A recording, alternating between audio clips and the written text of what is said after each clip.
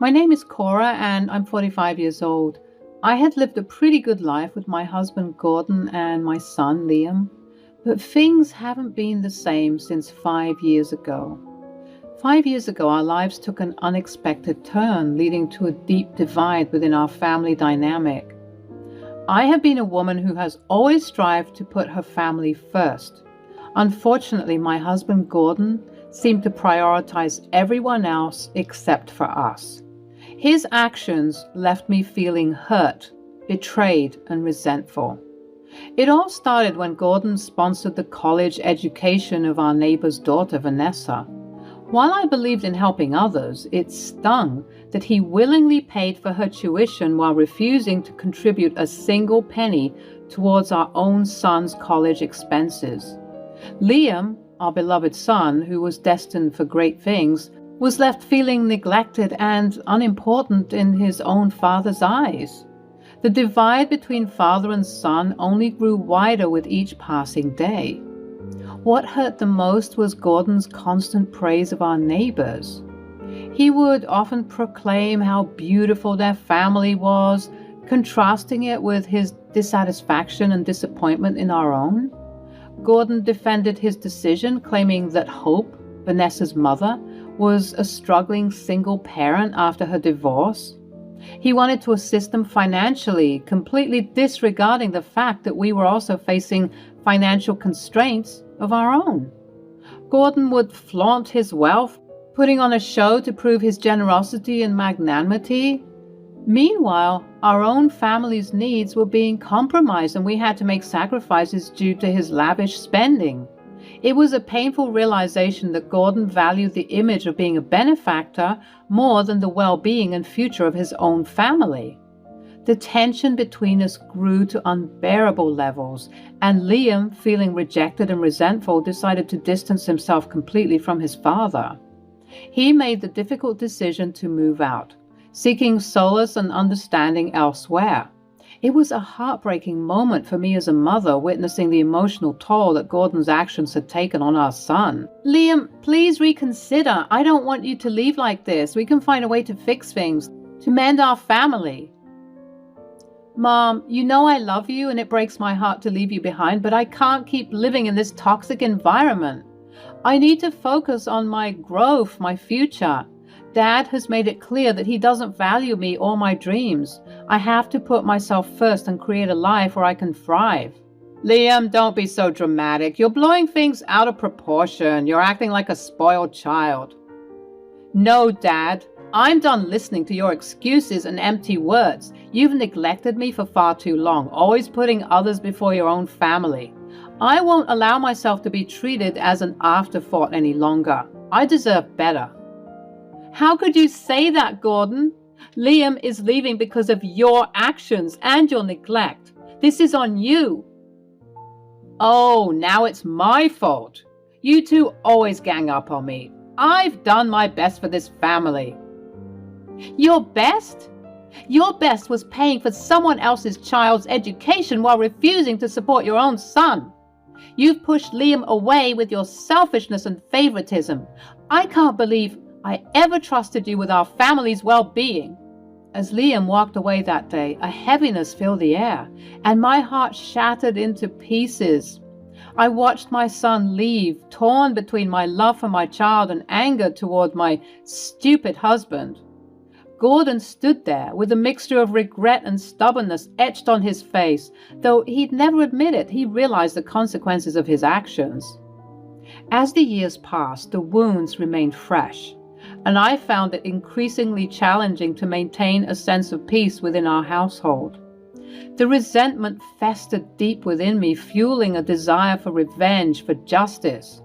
I wanted to expose Gordon's hypocrisy and make him realize the pain he had caused our family. After enduring this pain and suffering in silence for 5 years, I had had enough. It was time to confront Gordon and make him face the consequences of his actions. No longer would we be pushed aside, neglected, and treated as secondary. Our voices would be heard, and our worth acknowledged. As I prepared myself for the battle ahead, I knew it wouldn't be easy. But I was ready to fight for the justice our family deserved. The stage was set, and the pieces were falling into place. Revenge would be sweet, but it would also serve as a wake-up call to Gordon, reminding him of the love and loyalty he had taken for granted. The time for action had come, and I would seize it with determination and resolve. It was time to bring balance and fairness back into our lives, and in doing so, reclaim the happiness and unity that had been shattered by Gordon's misplaced priorities. The storm was brewing, and soon it would unleash its fury, leaving no room for compromise or appeasement. I should probably mention that because of his generosity, the neighbors, Hope and Vanessa, were practically obsessed with Gordon. They were always calling in to check on him, never on me, mind you, and they would often bring cupcakes and other baked goods to show their gratitude. Sometimes I would even catch Hope shamelessly flirting with Gordon. Luckily for me, I didn't care. If I'm being honest, the flame of blissful marriage was snuffed out years ago, and all that remained were dying embers. One day, Hope and Vanessa made their infamous visits. I opened the door for them and greeted them. "Oh, hey guys, how are you?" "We're doing just fine, thank you. How are you?" "I'm well, thanks." Come in. "Is Gordon home?" "Yes." "Oh, how lovely. We came to drop off the cookies we made." "I hope he likes them. He always likes our cooking, Vanessa." "All right, well, have a seat. Please feel at home." "Oh, trust us, we already do. Your husband is so compassionate and kind, and he's so charming and handsome too." "Excuse me?" I just mean that you're so lucky." "If only you knew." "What was that?" "Nothing. I think I hear him coming down now." Gordon made his way downstairs, shouting about how he heard a lot of noise and that I needed to keep it down. But when he saw that it was his favorite family who came to visit, he plastered on a big smile. "Oh, Gordon, it's so wonderful to see you. We've missed you and your lavish lifestyle. You're such a successful and generous man." "Yes, Gordon, we've always looked up to you. You've been an inspiration to us all. Your wealth and achievements are simply remarkable. We just wanted to show our everlasting gratitude by giving you some cookies." "It was certainly nice of you both to drop by. Gordon has always been quite the charmer, hasn't he?" "Ladies, please make yourselves comfortable. Cora, be more hospitable. Can't you see our guests are impressed by my success?" The afternoon was spent with Hope and Vanessa continuously gushing at Gordon's stories, and he was just soaking in all the glam and glory that he was receiving from them. It must have been nice playing pretend for a while, but I was getting sick of hearing it, considering how he never spent that money on his actual family. So I got up and left. Eventually, as evening set in and the guests had finally gone home, Gordon approached me with an angry look on his face. "What the hell is your problem?" "Whatever do you mean, my kind and generous man?" "Cut the crap. Why did you leave? Are you trying to make me look bad?" "Me? Make you look bad? You do that all by yourself, Gordon." "Why do you always have to ruin everything?" "Ruin everything? You've ruined our family, Gordon. I have every right to feel upset, and if I have to leave the conversation because I can't stand you, then that's exactly what I'll do."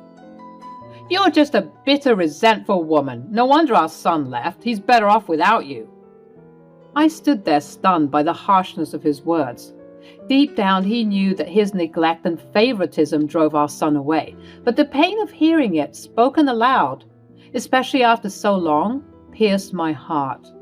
It's like I could hear the cracks in our marriage deepen, and these wounds seemed irreparable. "How dare you say that? Liam left because of your neglect.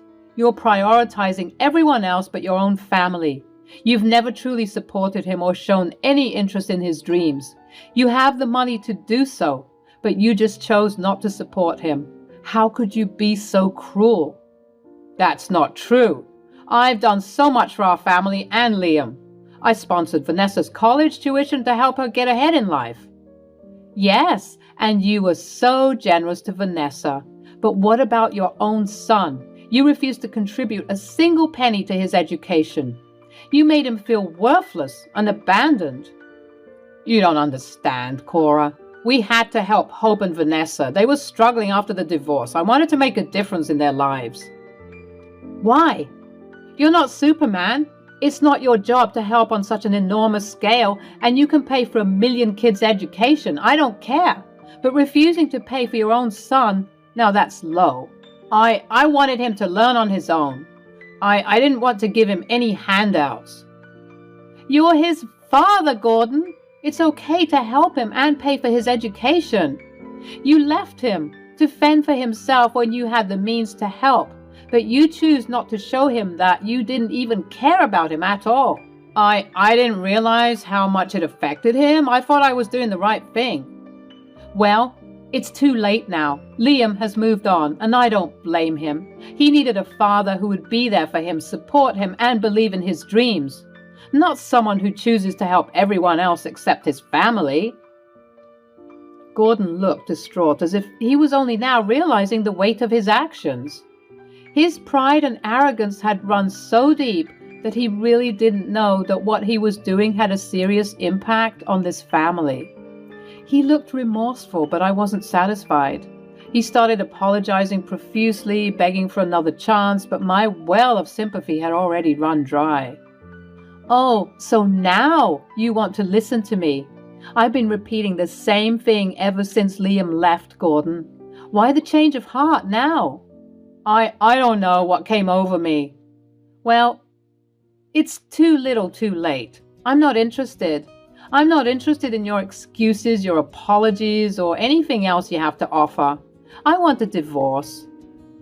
I saw the last piece of resolve completely shatter in his eyes. Good. Mine had been missing for years now, and honestly, I don't know why I stayed as long as I did, but now I was ready to leave. Cora, please, let's talk about this. What is there to talk about? You've already ruined everything. You might as well marry Hope and adopt Vanessa as your own, since you're obsessed with them. I don't want them. I want you. I want Liam. You haven't spoken to him ever since he left. Just the other day when I was on the phone with him, you refused to speak with him. I know, but I would like to try. You're pathetic. I wish I did this sooner. Perhaps I wouldn't have wasted years of my life waiting for you to do better. But now I don't have any patience left. I'm leaving. Cora, please, at least stay the night. It's late. You can't go anywhere at this time. It's not safe. Just stay the night. We don't even have to sleep in the same bed. Ugh, fine.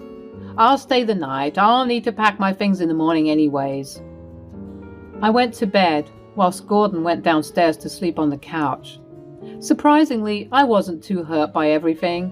I meant it when I said I was done. I had nothing left to give Gordon, and I was ready to leave.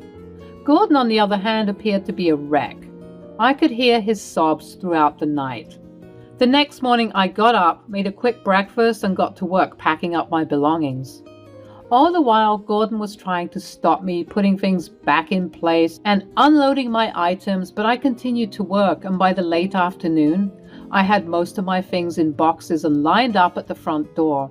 Gordon stopped halting my progress several hours ago after I shouted at him and threatened to leave then and there. I was proud of myself for the progress I made, and I knew that it would be long before I was finished. But something put a complete halt to my progress, and I was not happy about it one bit. The doorbell went off, and I was surprised because I wasn't expecting any company, especially at 6 p.m. I opened the door to none other than Hope and Vanessa, beaming eagerly on the other side just as they had done the day before. Oh, hello, Cora. Hello. What a pleasant surprise.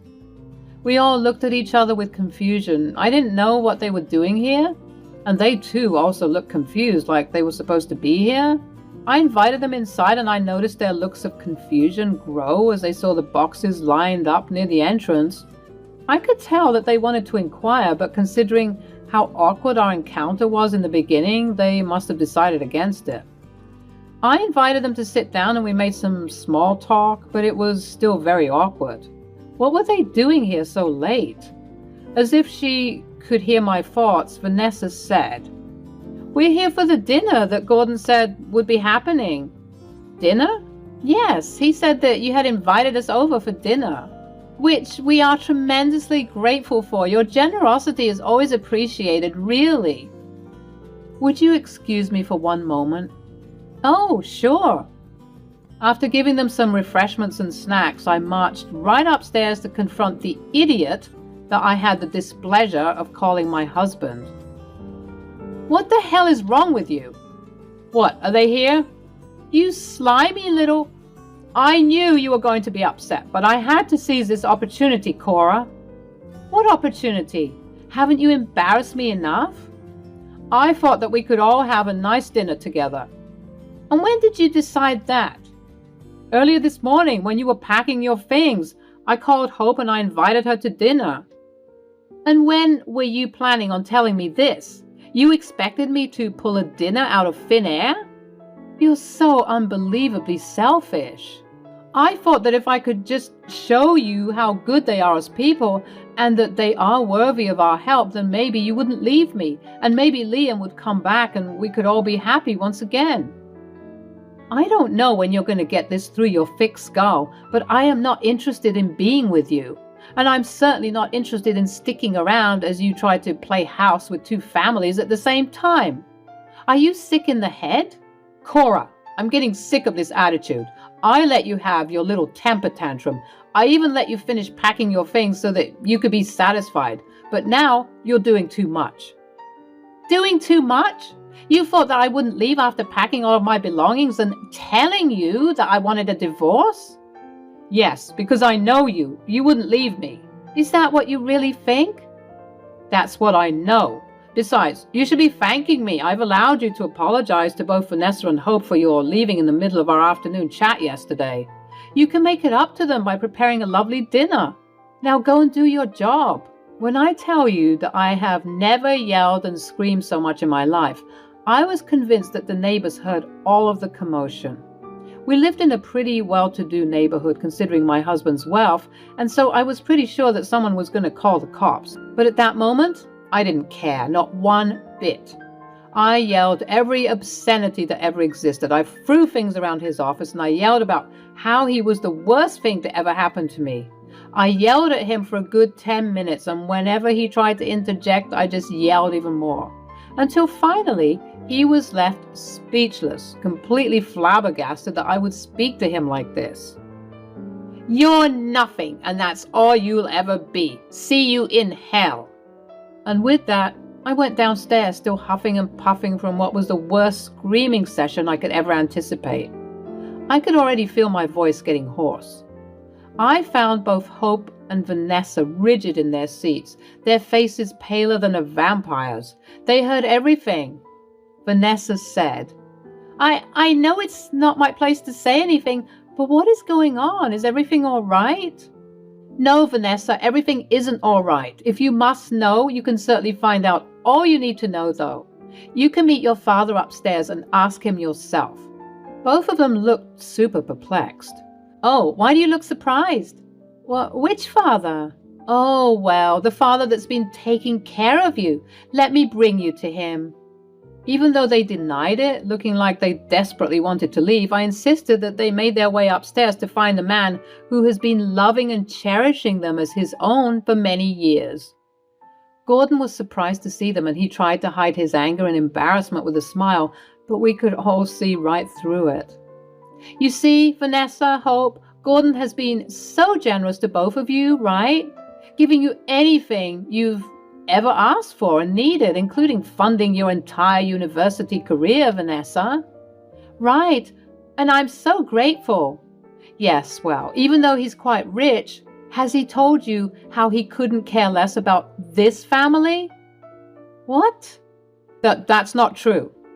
Oh, it isn't true? Well then, why don't you tell them why Liam left? Gordon hesitated, but eventually he admitted that it was because he didn't pay his college tuition. Hope and Vanessa audibly gasped. Vanessa even asked if that's the reason why Liam left all those years ago, and Gordon, after taking a long pause, said yes. My dear husband, would you like to tell your other family why you didn't pay for Liam's tuition, even though you can obviously afford to pay for it? I just wanted to show him that he could support himself. I wanted him to tough it out. How could you do that, Gordon? He's your son and he needed your support. I was helping you two. Why aren't you being grateful?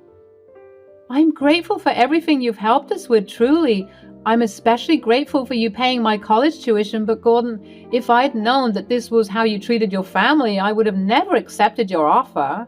Gordon looked like he'd just been hit by a ton of bricks. He couldn't believe that the cute little family who lived next door was finally seeing his true colors, and by the looks on Vanessa and Hope's faces, he could tell that these true colors of his weren't pretty.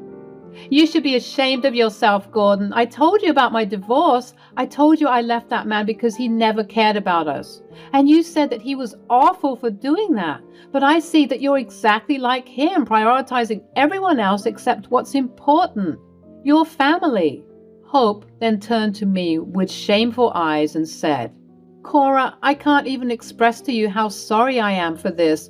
I had no idea that Gordon was this type of man. I let his generosity get to my head, and I didn't even stop to ask how you felt about all this. I let the same thing that happened to me happen to you, and I'll never forgive myself for it, but I'm hoping that you will. Well, don't be sorry now. This is the man that you've adored for all these years. Hope, I know you've always wanted Gordon, so I'm glad to say that he's all yours. I don't care for your apology. It's a little too late, I believe. So I hope you two welcome him into your lives now that you know everything. Vanessa, I hope that you love this new father of yours. Which father? He is no father of mine. He's a prick. Gordon was looking defeated, as he had three very angry women looking at him with utter disgust and disappointment. I continued to tell Gordon that he was worthless and that I'd see him in court. I left Hope and Vanessa in the house, not caring what they did. But as I was going downstairs and loading up my car with my belongings, I could hear Hope and Vanessa also giving Gordon an earful of their own. From their perspective, they felt betrayed because they were always under the impression that this benefactor of theirs was always a kind and genuine man. But that day, they found all of that to be a lie. As I moved forward with my life, embracing my newfound independence, I knew that I had emerged from the wreckage stronger and wiser. Gordon's presence, once a heavy burden on my spirit, had faded into the past, a distant memory of a life I had left behind. He was left as an empty shell of a man with no one to love by his side, and with an ex-wife who was much richer after the divorce settlement. Obviously, he tried to reach out to me, time and time again, talking about how lonely he was, but I didn't care. He needed to suffer just like Liam and I had, and I was glad that he was learning his bitter lesson.